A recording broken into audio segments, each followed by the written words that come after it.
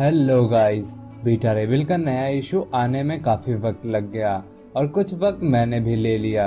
Late लपाट ही सही, पर फिर भी फाइनली वीडियो तो आ ही गई। तो वीडियो को पूरा देखो और मजे लो।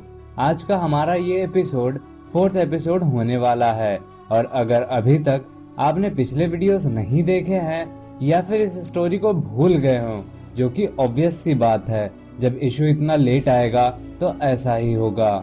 तो पुराने वीडियोस का लिंक आपको डिस्क्रिप्शन बॉक्स में मिल जाएगा, तो वहां जाकर आप आसानी से देख सकते हो। तो हुआ कुछ यूं था कि थॉर ने स्टॉर्म ब्रेकर तोड़ दिया था, जिसकी वजह से बिल अपने ह्यूमनॉइड फॉर्म में चेंज नहीं हो पा रहा था। तो वो ओडिन को ढूंढने निकल पड़ता है और इसके साथ स्क्रज और पिप भी चले जाते हैं। ओडिन उन्हें बताते हैं कि स्टॉर्म ब्रेकर को शायद ट्विलाइट रिप्लेस कर सकती है, जिसका ओनर कभी सर्टर हुआ करता था, और ब्लेड तुम्हें तुम्हारे ह्यूमन फॉर्म में चेंज भी कर सकती है। तो वो लोग मुन्सिफलहाइम की तरफ चले जाते हैं, जहां रास्ते में बिल की शिप अपने रोबोटिक फॉर्म में चेंज हो जाती है। उन्हें वहां पर फायर डीमंस का भी सामना करना पड़ा, जिसके बाद स्कट की हेल्प से वो सभी वहां से निकल जाते हैं। अब आगे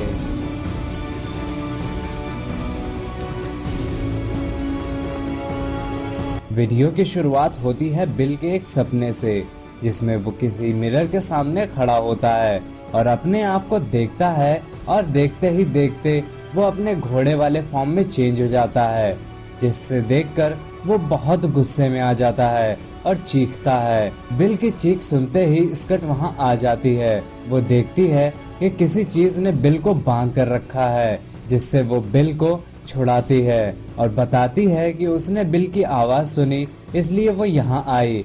लेकिन वो जो भी चीज थी उसे हम पूरी शिप में देख सकते हैं। स्कट बताती है कि वो पूरे शिप से अपना कंट्रोल खो रही है, उसे कोई भी रीडिंग नहीं मिल पा रही है।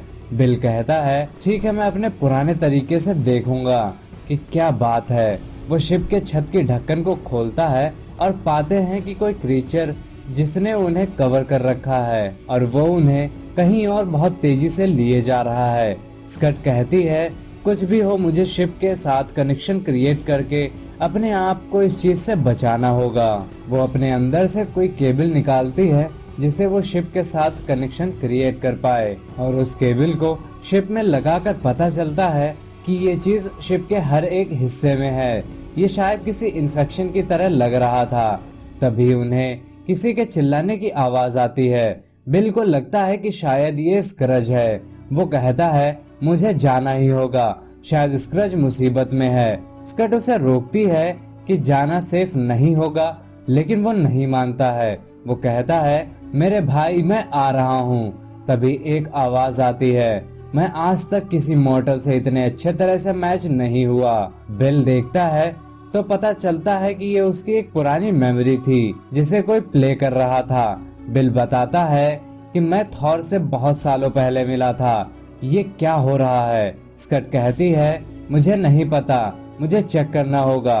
वो लोग देखते हैं तो पता चलता है कि शिप के सारे ट्यूब्स खराब हो रहे हैं। स्कट बताती है कि ये जो भी चीज है हमारे साथ खेल रही है, हमें अपने पाथ से डिस्ट्रैक्ट कर रही है।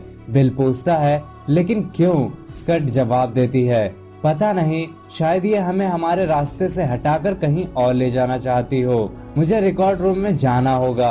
बिल कहता है, लेकिन सारे रूम्स तो एक जैसे ही हैं, जैसे एक से अभी हम लोग आए ही हैं। क्या पता अगले रूम में क्या हो। पर स्कट बिल का हाथ पकड़ती है और उसे अपने साथ आने के लिए कहती है। वो कहती है, बस यही एक रास्ता है। वो लोग जैसे ही दूसरे रूम में पहुंचते हैं, बिल को कोई स्मेल आती है। वो कहता है, ये स्मेल, ये तो मुझे याद है। स्कट बताती है कि जैसे जैसे हम अपने रूम की तरफ बढ़ रहे हैं, ये और भी अपसेट मेमोरीज प्ले कर रहा है, और ये मेमोरी तो शायद वही है जब तुम चेंज हो गए थे अपने इस फॉर्म में। बिल यादों में खो सा गया था। स्कट कहती है, बिल, हमें चलते रहना होगा। नेक्स्ट मेमोरी ये प्ले की गई जब ऑपरेशन के बाद पहली बार बिल ने अपने आप को मिरर में देखा। वो पहले से बिल्कुल चेंज हो गया था, जिसे देखकर वो बहुत ही ज्यादा दुखी हो जाता है। जैसे ही वो नेक्स्ट डोर पर क्रॉस करते हैं, बिल को उसकी मॉम के साथ की मेमोरी दिखाई देती है, जिसमें वो अपनी मॉम से बात कर रहा होता है। वो कहती है, बिल देखो, तुम चेंज होने के बाद भी मुझे उतने ही अच्छे लग रहे हो जितने तुम मुझे पहले लगते थे। पता है कि ये तुमको नहीं अच्छा लग रहा होगा, पर ये तुमने अपने लोगों की जान बचाने के लिए किया है। बिल अपनी माँ से कहता है, पर मैं, और उसी वक्त उसकी मॉम कहती है, वो ऊपर आसमान में क्या है। तभी दो लोग उनके पास आते हैं जो कहते हैं, बिल जाने का वक्त हो गया है। बिल स्कट को बताता है कि ये आखिरी वक्त था जब उसकी माँ से उसकी बात हुई थी। नेक्स्ट मेमोरी किसी फाइट की थी, शायद उस वक्त की जब सर्टन ने उसके प्लेनेट को बर्बाद कर दिया था। वो पूछता है, स्कट क्या तुम्हें ये याद है? वो कहती है, हाँ ऐसा लगता है कि जैसे ये सब कुछ कल ही तो हुआ था। बिल पूछता है, तुम मेरे साथ थी जब ये हुआ? तुम हमेशा मेरे साथ थी, जो कुछ भी मेरे साथ हुआ था तब भी और अब भी। स्कट जवाब देती है, हाँ मैं थी और मैं हमेशा ही रहूंगी। वो रिकॉर्ड रूम में पहुंच जाते हैं। वो देखते हैं कि जो कुछ भी हो रहा था इसका करता धरता वहीं स्टोर रूम में पड़ा हुआ था। बिल उसे 2 पार्ट्स में काट कर अलग कर देता है और सब कुछ ठीक होने लगता है। स्कट बताती है, ये काम कर गया, सब कुछ ठीक हो रहा है, सेंसर्स काम करने लगे हैं, हम फ्री हो गए।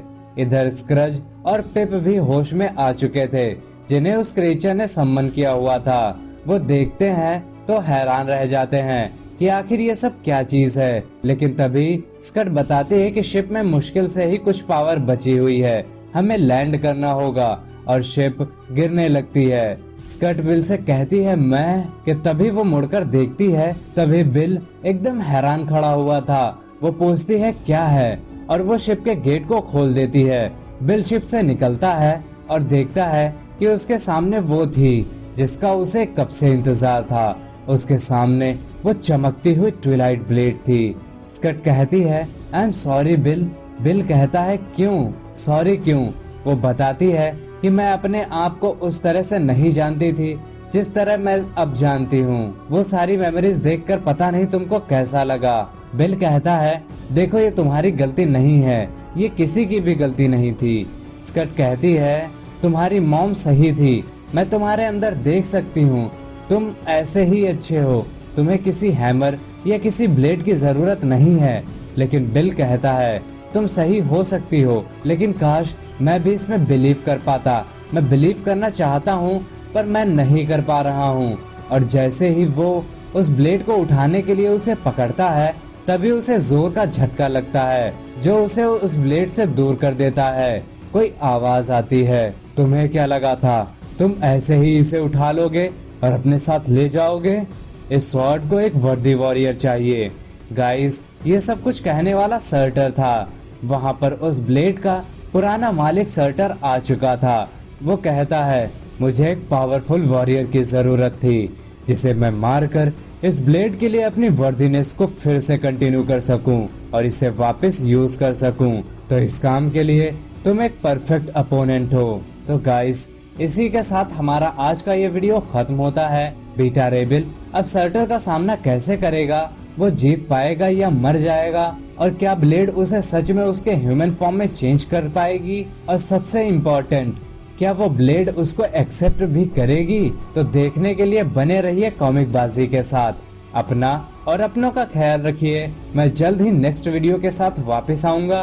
तब तक के लिए बाय बाय।